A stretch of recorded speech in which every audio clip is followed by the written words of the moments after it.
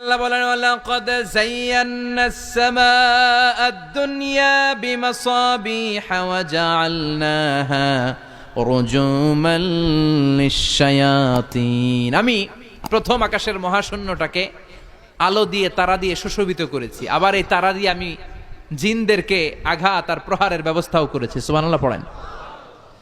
অনেক লম্বা কথা, আমি সংক্ষেপে মেসেজগুলো আপনাদের কাছে পৌঁছে দিই। আল্লাহ বলেন আমি প্রথম আকাশের মহাশূন্যটাকে তারা দিয়ে সাজিয়েছি। I have beautified the closure sky with light, candle and stars.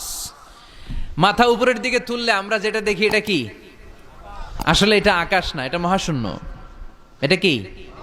আকাশ অনেক উপরে। আমরা খালি চোখে যা দেখি এটা প্রথম আকাশের মহাশূন্য। এই প্রথম আকাশের মহাশূন্যের অনেক উপরে প্রথম আকাশ, তারপরে দ্বিতীয় আকাশের মহাশূন্য, তারপরে দ্বিতীয় আকাশ, তারপরে তৃতীয় আকাশের মহাশূন্য, তারপরে তৃতীয় আকাশ। একটার চেয়ে আরেকটা বড়। সুবহানাল্লাহ পড়েন। কত বড়? আপনার এই হাতের আংটিটা, সাহারা মরুভূমির নাম শুনছেন? পৃথিবীর সবচেয়ে ছোট মরুভূমি, তাই না? তাইলে বড়। এই বিশাল সাহারা মরুভূমিতে যদি আপনার এই হাতের আংটিটা আপনি ছুঁড়ে ফেলে দেন, এই সাহারা মরুভূমির তুলনায় আপনার আংটি যত ছোট, আল্লাহর দ্বিতীয় আকাশের তুলনায় আল্লাহর প্রথম আকাশটা ঠিক তত ছোট। একটার চেয়ে একটা বড়, একটার চেয়ে একটা বড়। আর আমরা মনে করি কত বিশাল জায়গা নিয়ে আমরা বসে আছি। এই যে দেবিদ্বার প্রপারের আজকের এই প্যান্ডেলের এই পরিবেশটা অনেক বড় মনে হচ্ছে না তাকালে? পুরো দেবিদ্বারের তুলনায় এই প্যান্ডেলটা কত ছোট কল্পনা করা যায়? দেবিদ্বার হচ্ছে কুমিল্লার 16টা থানার একটা, তাই না? থানা। কুমিল্লা হচ্ছে বাংলাদেশের 64 জেলার একটা।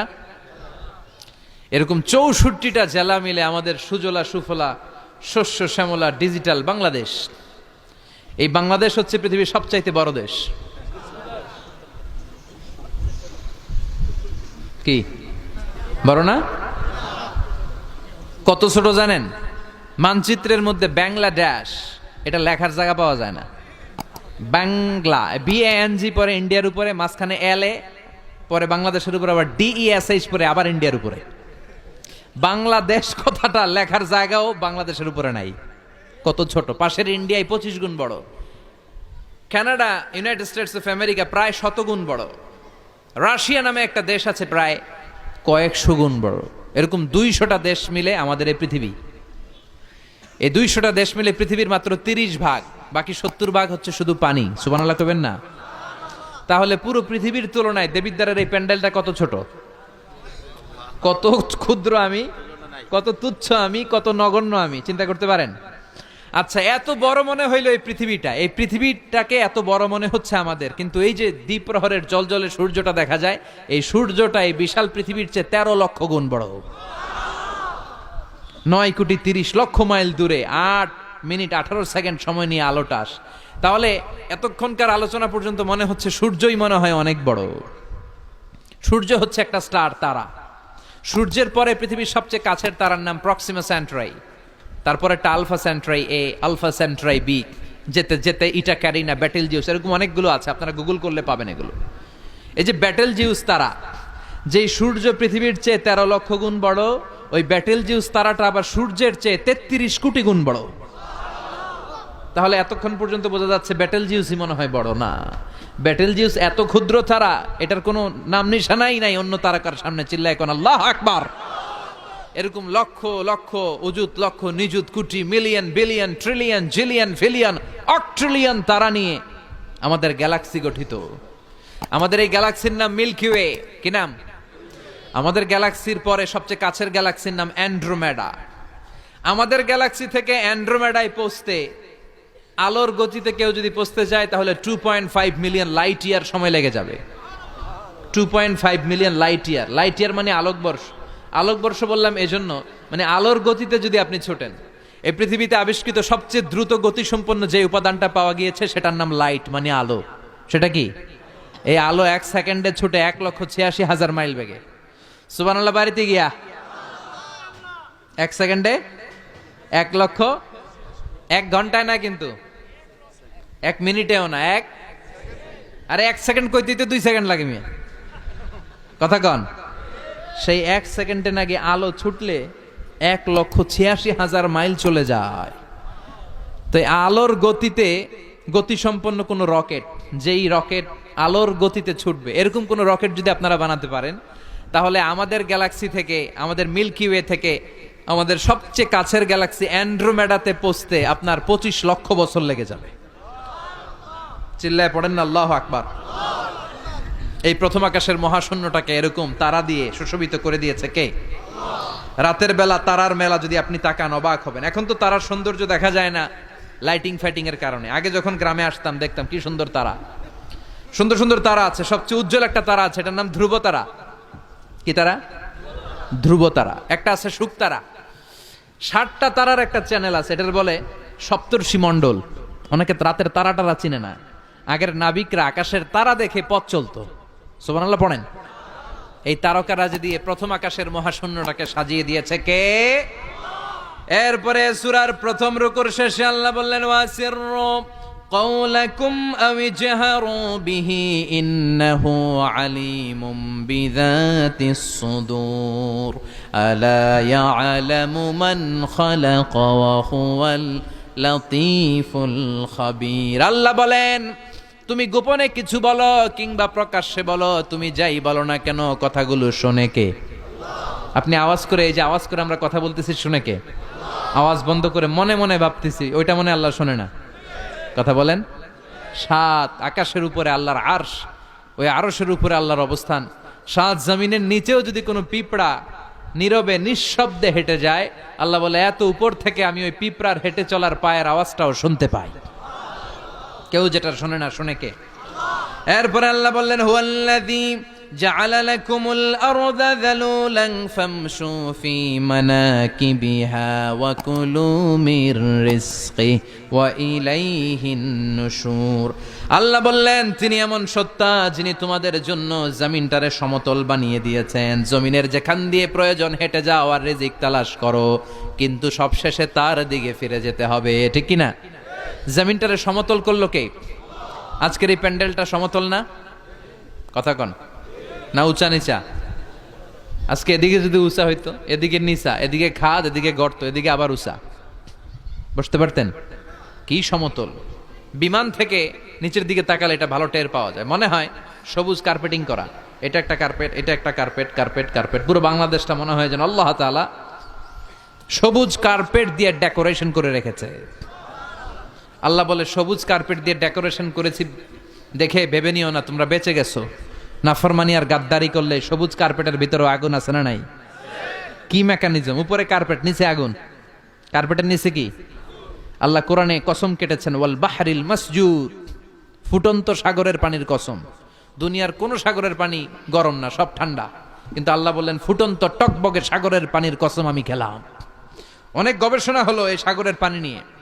আমেরিকান নেভাল একাডেমির এক চিফ ইঞ্জিনিয়ার উনি বললেন কোরআনে পাওয়া গেল টকবগে সাগরের পানির কসম, কিন্তু সাগরের পানি তো ঠান্ডা, এখানে গরম আসলো কোত্থেকে? আসলে আল্লাহ সাগরের নিচে যে গরম মজুদ রেখে দিয়েছেন ওইটার দিকে খেয়াল করে বলেছে। তো সে গবেষণা করতে চাইলো, দেখি সাগরের ভিতরে আগুন কই আছে। কোরআন যেহেতু বললো টকবগে সাগরের পানির কসম, আসলে কোনো আগুন টাগুন খুঁজে পাওয়া যায় কিনা। সে সাগরের ভেতরে পাইপ ঢুকাতে শুরু করলো, জোড়া লাগিয়ে লাগিয়ে গবেষণা।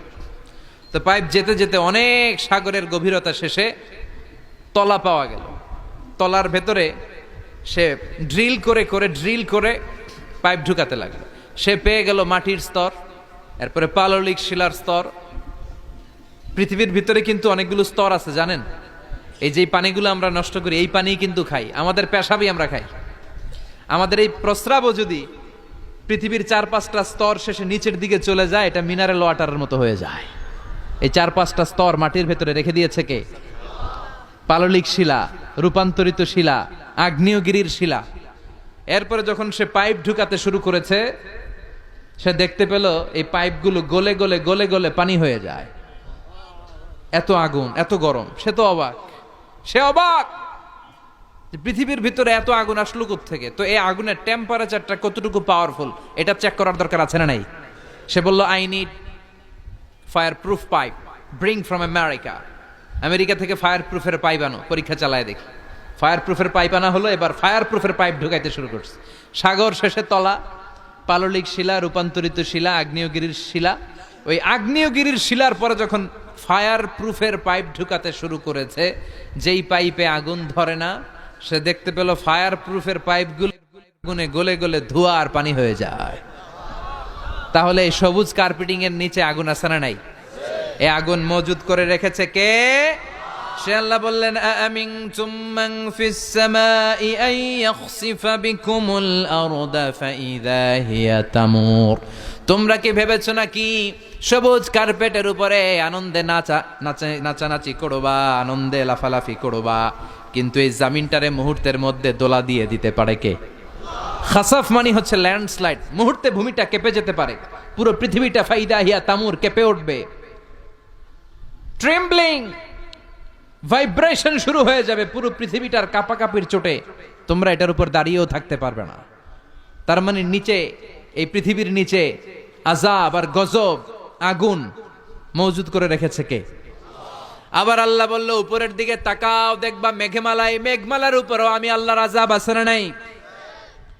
আমিনতুম মান ফিস সামাই আন ইউরসিলা আলাইকুম হাসিবা ফাসাতা'লামুনা কাইফা নাযীর। আমি চাইলে উপর থেকে আইয়ুরসিলা আলাইকুম হাসিবা, হাসিবা মানে হচ্ছে পাথর বৃষ্টি, শিলাবৃষ্টি। দেবিদ্বারে তো কখনো শিলাবৃষ্টি হয় নাই না? কবে হয়েছে? এবছর হয়েছিল। শিলাবৃষ্টি হইলে দেখবেন যে ছাগল গরুর মাথায় পড়লে বড় বড় শিলা, ছাগল মরে যায়। মানুষের মাথায় পড়লে মানুষ মরে যায়, টিনের চাল ভেঙে যায়, বাড়িঘর ভেঙে সব শেষ। তো এরকম শিলাবৃষ্টি যদি হয় আমরা বাঁচবো? অ্যাসিড বৃষ্টি হলে, উল্কা বৃষ্টি হলে, উল্কা বৃষ্টি, পৃথিবীর সবচাইতে বড় সাইজের উল্কাটা পড়েছিল দক্ষিণ আফ্রিকার হোবা সিটিতে। ওটার ওজন ছিল 60 মেট্রিক টন। কয় মেট্রিক টন? কথা কন। আজকে এই প্যান্ডেলের উপরে যদি একটা পড়ে, দেবিদ্বার থানার উপরে যদি পড়ে, পুলিশ ফাঁড়ির উপরে যদি পড়ে, বঙ্গভবনের উপরে যদি পড়ে, ক্যান্টনমেন্টের উপরে যদি পড়ে, বাঁচাবে কে? Donald Trump. চিল্লায় বলেন, বাঁচাবে কে? তার মানে উপরেও আযাব, নিচেও আযাব, যে কোনো মুহূর্তে এই আযাব দিয়ে আমাদেরকে শেষ করে দিতে পারে কে? লূত আলাইহিস সালামের কওমের একটা বদখাসলাত ছিল, হোমোসেক্সুয়ালিটি, সমকামিতা। আল্লাহ শাস্তি হিসেবে পুরো জমিনটারে উল্টিয়ে দিলেন। ফাজআলনা আলিয়াহা সাফিলাহা, আল্লাহ উল্টায়া ছেড়ে দিলেন, সব শেষ। ওইখানে এখন ডেড সি, আল বাহরুল মাইয়িত, মৃত সাগর, গজবের জায়গা। এই সাগরে কোনো কাঁকড়া নাই, চিংড়ি মাছ নাই, ব্যাং নাই, শ্যাওলা নাই, মাছ নাই, কিচ্ছু নাই। এরকম মুহূর্তের মধ্যে আযাব আর গজব দিয়ে আমাদেরকেও শেষ করে দিতে পারে কে? শুধু বিশ্বনবীর দোয়ার বরকতে আমরা বেঁচে যাই। বিশ্বনবী দোয়াতে বলেছেন, আল্লাহ আমার আগের উম্মতদেরকে তুমি যেমনি আযাব দিয়ে গজব দিয়ে একবারে শেষ করে দিয়েছো, আমার গুনাহগার উম্মতদেরকে এইভাবে শেষ করে দিও না। বিশ্বনবীর দোয়ার বরকতে আমরা বেঁচে যাই। এরপর আল্লাহ বললেন, নাস্তিকরা কি মুক্ত বিহঙ্গের দিকে তাকায় না? বিহঙ্গ মানে পাখি, মুক্ত পাখির দিকে তাকায় না? পাখির দিকে তাকালে পাখির রব আল্লাহরে খুঁজে পাওয়া যায়, ঠিক কিনা? আওয়ালাম ইয়ারাউ ইলাত তায়রি ফাওকাহুম সাফাতিন ওয়া ইয়াকবিদনা মা ইউমসিকুহুন্না ইল্লার রাহমান ইন্নাহু বিকুল্লি শাইইন বাসীর। সুবহানাল্লাহ বলেন। পাখির দিকে নজর করলে পাখির রব আল্লাহরে খুঁজে পাওয়া যায়। আপনি পাখির দিকে তাকায় দেখেন কেমনে উড়ে, ওদেরকে শূন্যে ধরে রাখে কে? কথা বলেন না। মা ইউমসিকুহুন্না ইল্লার রাহমান, আল্লাহ ছাড়া কেউ পাখি ধরে রাখে না। এই পাখির আরবি হচ্ছে তয়ের। পাখির আরবি কি? বিমান আরবিও তয়ের। পাখি আরবি যা, বিমান আরবিও তা। এটার উপর গবেষণা করে বিমান আবিষ্কৃত হয়েছে। সুবহানাল্লাহ কইবেন না? কিন্তু আমরা করতে পারি নাই, করেছে আমেরিকান দুই ভাই। আমরা আছি ফতুয়াবাজি নিয়ে, কথা কন। আমরা আছি মারামারি নিয়ে, কার পিছনে কেমনে লেগে থাকা যায়, কারে কেমনে টাইনা নামানো যায়। একজন জিজ্ঞেস করতেছে, এত খেলা থাকতে হাডুডু বাংলাদেশের জাতীয় খেলা কেন? হাডুডু বাংলাদেশের জাতীয় খেলার নাম? তো আরেকজন উত্তরে বলতেছে, এর কারণ বাংলাদেশে কেউ উন্নতি করবে, ভালো কাজ করবে, এটা অন্যরা সহ্য করতে পারে না। উপরে উঠতে চাইলে ওরা ঠ্যাং ধরে নামাবে। এজন্য হাডুডু খেলা এই দেশের জাতীয় খেলা। হাডুডু খেলা দেখছেন? একটা সামনে যাইতে চাইলে সবাই কাবাডি কাবাডি কাবাডি কাবাডি বইলাই, ওর ঠ্যাং ধরে কি করে পিছনের দিকে নিয়ে আসে, ওরা সামনে যাইতে দিবেই না। তো এই হচ্ছে আমাদের স্বভাব। চিল্লাই বলেন ঠিক কিনা? Moment Islamic Media, Kordwan Hadith Kota Bole.